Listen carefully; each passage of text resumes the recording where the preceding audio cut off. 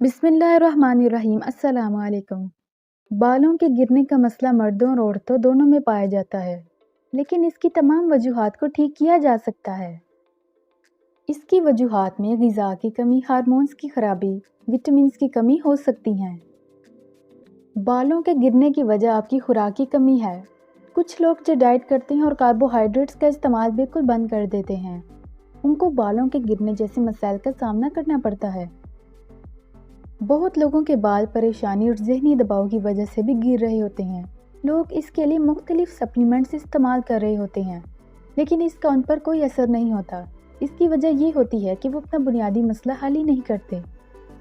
बालों के गिरने की दूसरी वजूहात में जेनेटिक फैक्टर और ब्लड की सप्लाई में कमी शामिल हैं।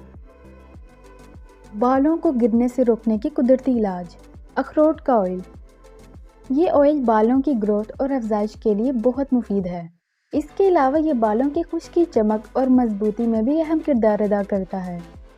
ये ऑयल आपकी बालों की अफजाइश के लिए बहुत अहम है। Aloe vera gel. Aloe vera gel medicinal property की वजह से बहुत सी बीमारियों के लिए इस्तेमाल होती है। इसमें बहुत ज़्यादा मिकदार में विटामिन्स पाए जाते हैं। ये आपके बालों की मजबूती और अफजाइश में भी अहम किरदार अदा करते हैं।